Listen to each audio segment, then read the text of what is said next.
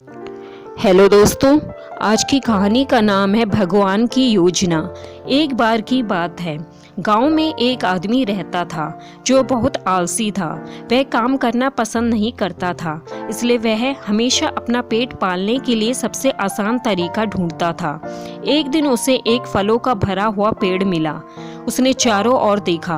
पेड़ की रखवाली करते हुए किसी को न देखकर उसने कुछ फल चुराकर खाने का फैसला किया।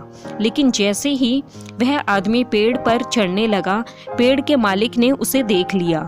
फिर मालिक उसे पकड़ने के लिए उसकी ओर दौड़ा। उसे देखकर वह आदमी बहुत डर गया और पेड़ से नीचे आकर जंगल की ओर भागा। वहां छुपने के लिए जंगल के अंदर चला गया। कुछ समय बीतने के बाद वह अपना खाली पेट लेकर गांव की ओर चलने लगा। उसने जंगल से गुजरती हुई एक लोमड़ी को देखा जिसके केवल 2 पैर थे।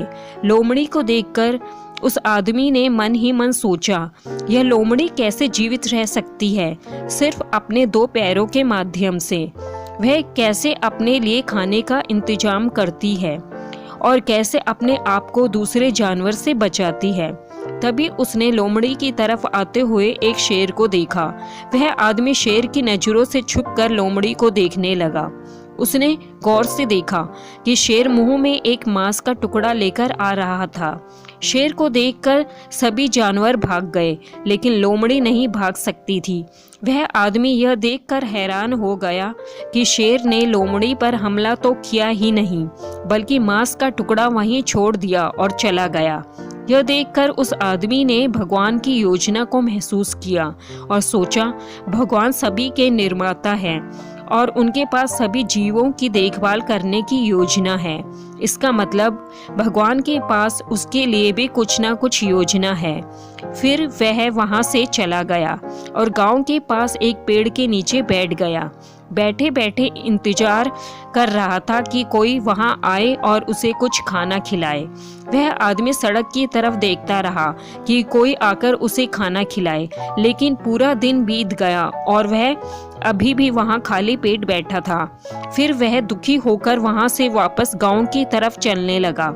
गांव वापस जाने के समय उसकी मुलाकात एक बूढ़े ऋषि से हुई। उस आदमी ने बूढ़े ऋषि को सब कुछ बताया और साधु से सवाल किया, ऐसा क्यों है? भगवान ने उस लोमड़ी पर दया की और मेरे साथ ऐसा क्यों किया?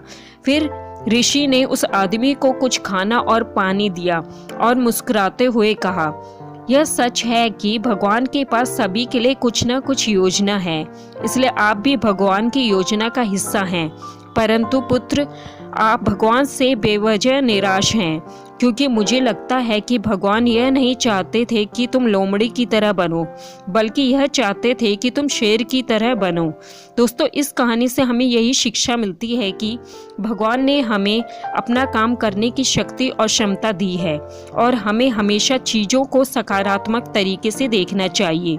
दोस्तों, आपको यह कहानी पसंद आई तो प्लीज़ इसको लाइक, शेयर और सब्सक्राइब करना ना भूलें। धन्यवाद।